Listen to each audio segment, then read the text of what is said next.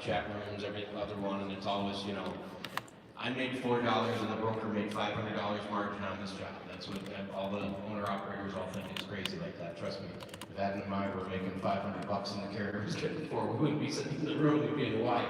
So we're not making that kind of money, but how does that all affect you guys, and what do you see us doing for you? What can we do for you? My dispatchers have been told to ask the broker for more money if he can get it. We'll try. If we know it doesn't work, we need a little bit more, we'll ask for it. Sometimes we don't get it, sometimes we do. I think our reputation has a lot to do with it because they know who we are, they know we can get it done.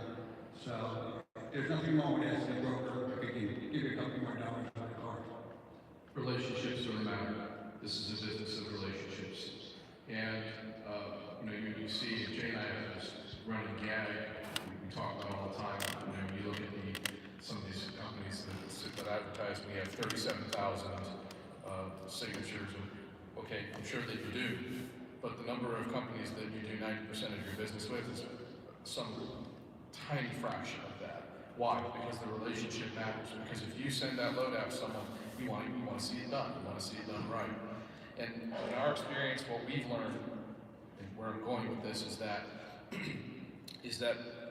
over time, the relationship between the broker and the carrier, you start to know what each other's patterns are. You start to learn where it is, where are you empty all the time, where can I find ways to fill you, and what's that cost look like? You know, and they have those frank discussions. They're a little difficult at first, to John's point, but over time, the relationship pays off. The lanes that we pick too are very important because the way we plan out where our driver's going to be, so we can start calling the brokers in that area. We really don't go to the dispatch boards that often. We'll make a phone call in the area because we've dealt with these carriers for long enough, or brokers, that we can get work in that area, let them know the guy's going to be there, and then we can get him out of there.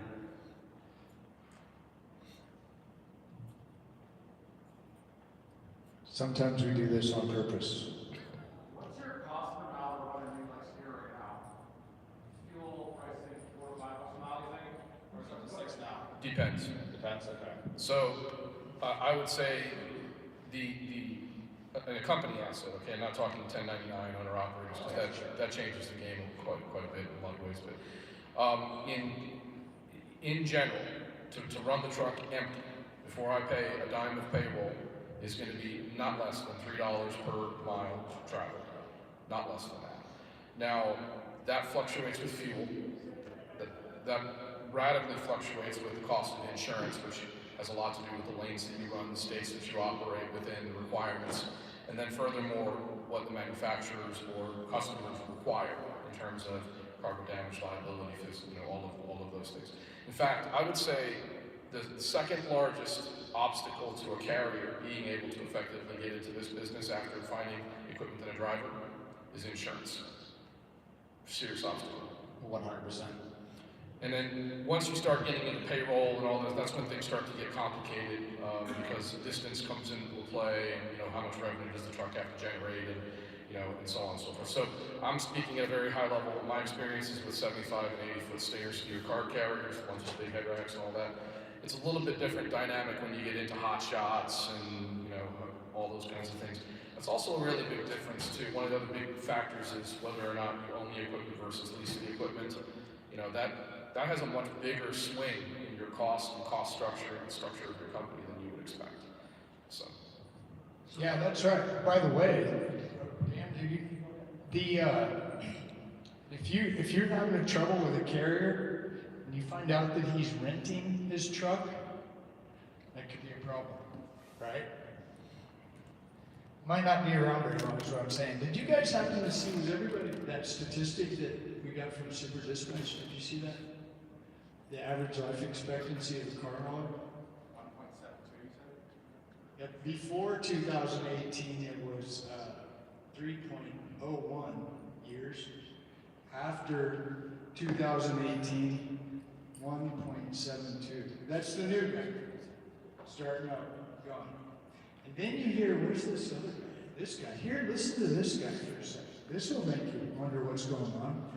Tell him what you told us yesterday about the carrier guys. Keep it quiet.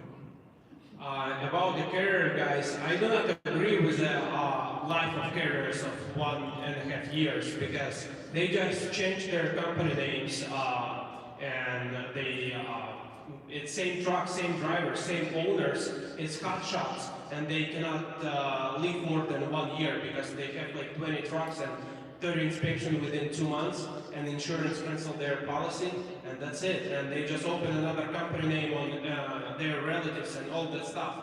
All same people in the business, it's just different companies. That's it. Absolutely right. Is that really happening? Yes. Oh, we see it all the time. Amen.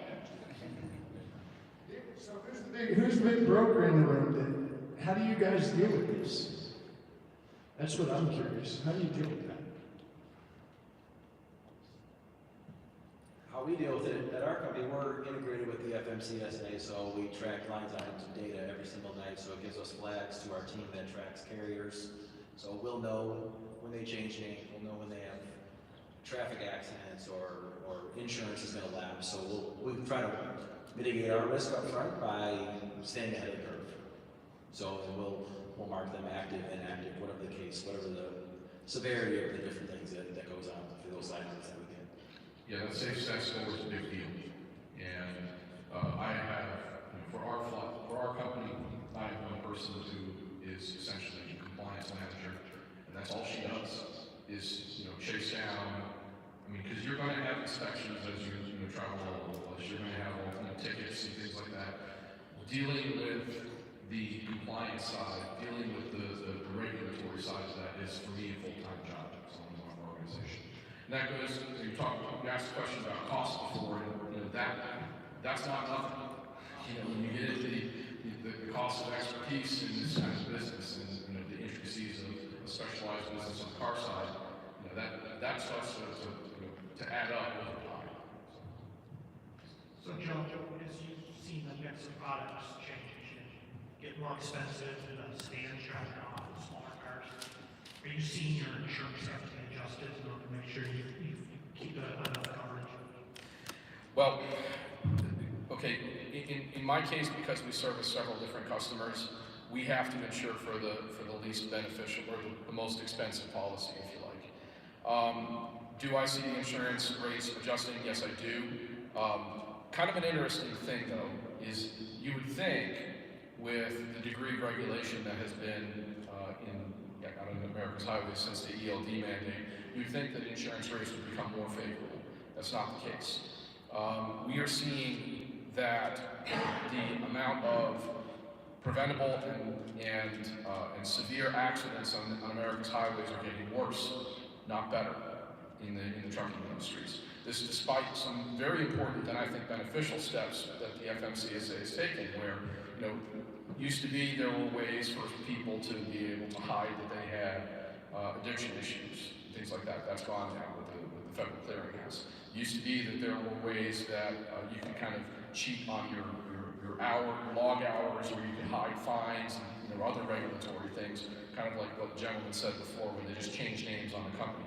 It is harder and harder and harder to do that from a driver's perspective. Easy for a fleet owner, but harder and harder to do that from a driver's perspective. All this to say that despite the fact that they've been clamping down on adding all of this regulation, America's highways are not safer today than they were before the ELD mandate. And guess what insurance is looking at? They're looking at those national statistics. They're looking at where the carrier ranks within those national statistics. So even in the best of case scenarios, you're a reputable carrier, or you're running your business the right way, safety is truly your priority, and you're actually walking the walk and not just talking the talk. Despite that, insurance is on the rise, and we have to deal with it on a year-by-year basis, because where you start looking into aggregates and how are you going to handle, do you want to use a self-funded policy because that saves you more money than another thing? It really becomes a significant challenge. I lose about a month and a half each year to managing my way through the various insurances that we're required to have between the manufacturers, DOT, FMCSA, and so on. It's been a lot of work for us doing the insurance end of it with the total constructive loss. We have to make sure that we have that. The other thing is the claims. A lot of times we we end up just taking care of the claims ourselves, just to get it taken care of, so it doesn't show up on our insurance, because the more claims we have, the higher we're gonna pay when our renewal comes in. And stuff like this, here's a great example, a lot of, your truck's all sleepers, right? Yep. Yeah, so we park at truck stops. Typically our drivers are going to fuel, park for the night, take their regulatory break, get up in the morning, perform their pre-trip inspections, you know, and so on and so forth, and get up and off they go. What happens if you're asleep and someone, you know, a lot of regular trucks that are out there on the road are 53-foot trailers plus the length of the tractor.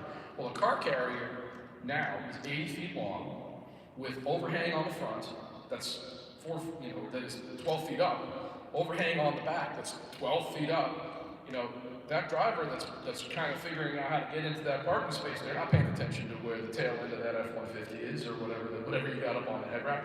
You clip it, the next thing you know, now you got a claim. No fault of our driver, the guy's asleep. Maybe if you're lucky, someone knocks on the side of the truck and says, hey, I just hit you. In the more likely scenario, that doesn't happen. The more likely scenario, the driver looks up and he's having a bad day to start with. He's filling out accident forms before he's even hit the clock. You can imagine what the rest of the day goes after that. And that claim is something that we have to make a tactical decision on. Do we eat that one, to John's point, or do we submit it and go through all that rigmarole? You know, we weren't even moving and we had a claim. You know, in that case. So it's sometimes an ugly environment. So does the consignor know that? Does their marketer know? Imagine then the consignor and the marketer gets the car and they go, how come there's a big dent up there? So they find out later, right? But all the sausage making in between, they didn't know. How do we get that information to them?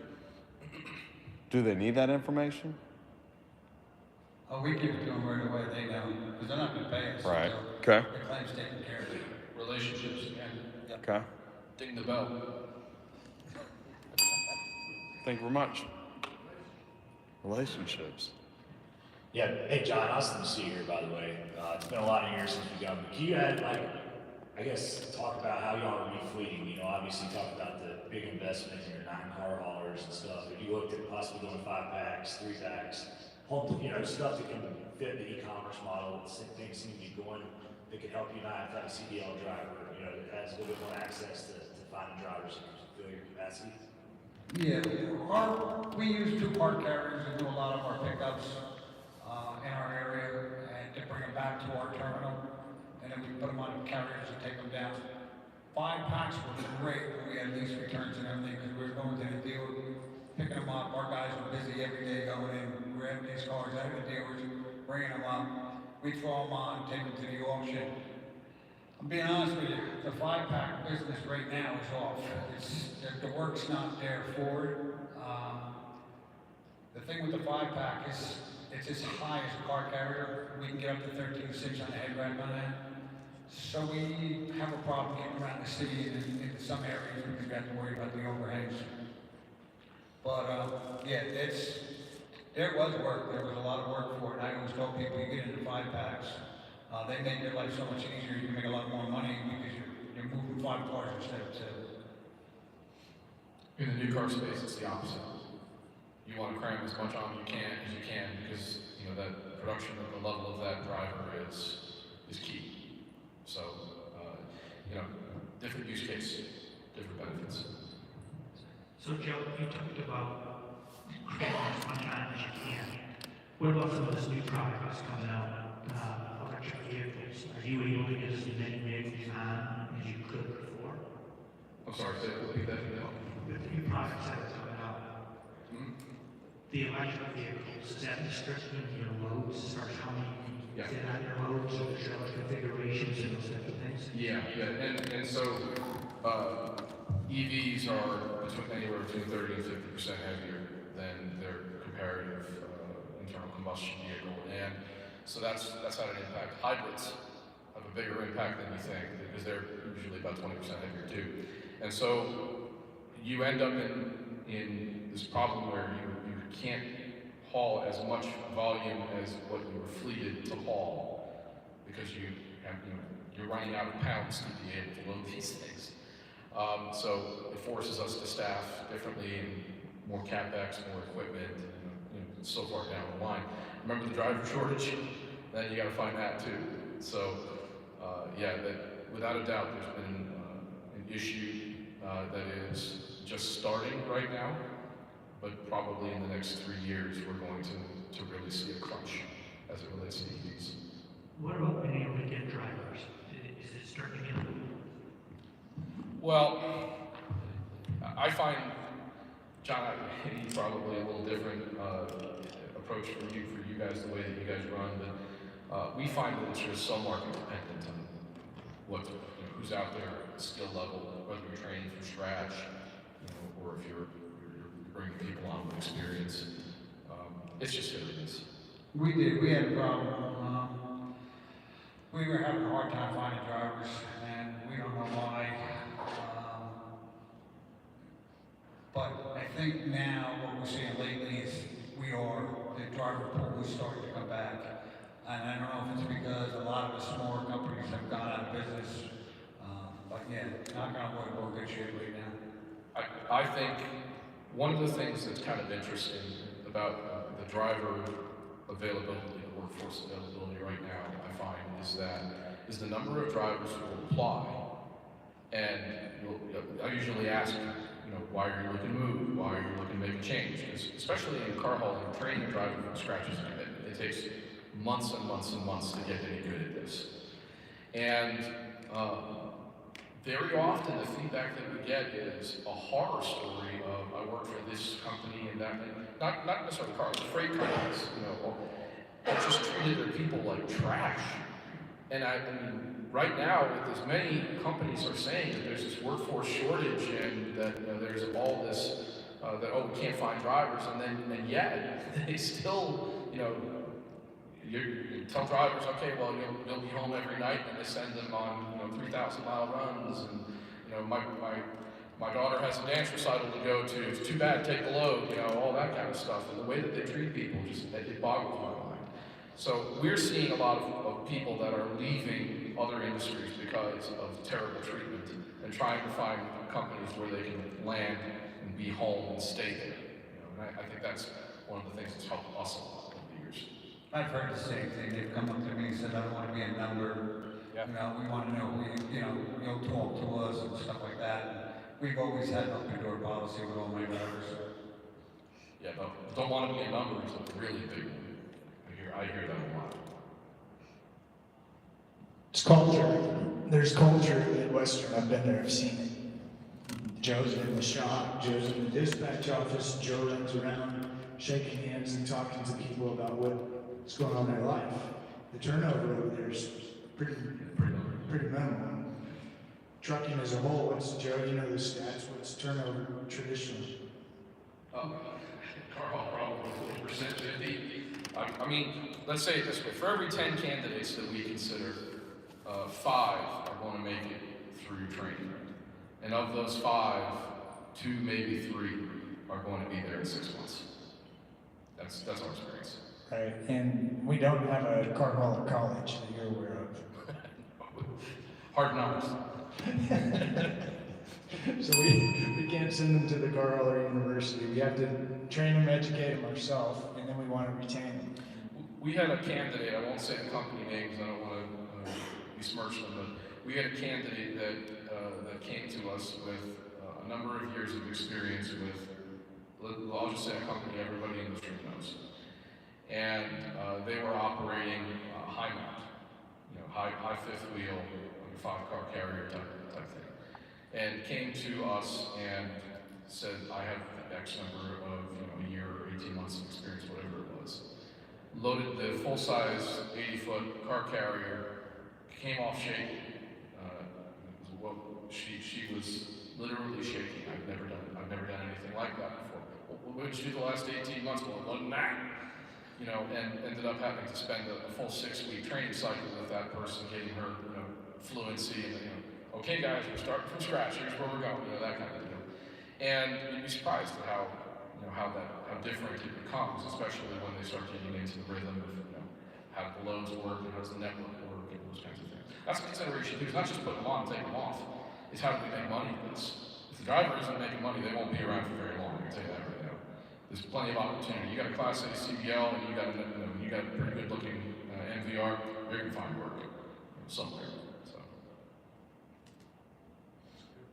Well, and I know who you're talking about. It's, you load, this person would come to work and the truck was already loaded. So I've often wondered, and this is a fair question, how come that doesn't work with OEM? We don't have enough time. I'm playing with you. It just doesn't. Let's say it that way. It just doesn't. Speaking of time, how are we on time? We're doing good. We got about 5 minutes left. I was just thinking, another good title would have been, Behind the Load Board. Because this is not what you heard from the sales guy that sold you the technology to get the contract, to get all the cars moved. And maybe you don't need to hear this or know this, but it comes into play. I mean, just that one example where the car's damaged before the day even got started. Man, that's just to me, it sounds like a typical example of what really goes on. So, it's not about, just because you signed on the dotted line, we're going to get that volume moved, we're going to make the sale, man, it just got started. And that's the problem, I think, is that I don't believe the driver that doesn't want to be a number knows enough about the rest of the ecosystem of why things are happening. Maybe needs to know a little bit more, catches it from the relationships that are built in the company that they now work for, with the people that they know, love, trust, spend time with, but that maybe wasn't the company they were with before or the company they'll go on to next to work with. So I like the word consignor from the moment I've heard it, because it's what is this word, consignor, right? I worked as a dispatcher on the load boards, booking loads for years, and I'd never heard this word before. Not once. So then when I heard it, I thought, I'm gonna start asking people, what's a consignor? Just like I like to ask other things, like, where'd you get that idea? So, it is our job at ATI to host these conversations, to try to find a way to share information. And yeah, I wish there was more consignors in the audience right now. We have to do a better job to change them. That's one of the things that Ty and I will have to work on. But until we figure those things out, I don't know what it'll take, we're gonna keep making shows with remarketers, consignors, and auctions, and fleet managers. And I'll tell you, one of the things we look for is, we're looking for companies we see. How about Mike Roberts? Shout out Mike Roberts. He gets on LinkedIn, walks around the inventory, he's talking about the vehicles that are going to be in that sale. Check out this one, check out that one. Great. Mike, you made a video, we want to talk to you. So anybody making video, we're probably going to try to say hello. Because we want more folks on the channel that see the need and use of video connections. It's not just the demos and the side meetings. I love that too. I want to see your demo. I want to record a demo. I know that also sometimes I want to have recorded conversations about topics you don't want out in the public. I realize that too. So I'm not here to share your secret sauce, but I do want to see it. And then I want to ask you some hard questions and see how we can bring this information to other folks, because I know there's technology here at this conference that drivers are going to interact with, and they don't know why they need to use it, how they interact exactly. The client doesn't know exactly what the driver's doing. They just assume, they heard there's a mobile app, the driver's using it, the driver's being tracked, everything's good. And it's not. Not really. And you find this out the hard way. We all find it out the hard way. And as a dispatcher sitting on the phone, You know, I'm trying to tell the guy, listen, you know, you got to use the mobile app. You just have to. He's like, I'm not using it. Okay, man. Well, I've tried to help. That's why I started this channel. I'm Jay. I'm the founder of ATI Out of Business. Thank you so much for being here today and being a part of our presentation. Thanks very much. Thanks, Jay. Thanks, Charlie. Good seeing you. I was going to come up and introduce you, but you do such a fine job with that yourself. So. Thank you very much. Just so you know, a quick update. Again, lunch is with our great sponsor partners over in the expo hall, and then we'll be back in here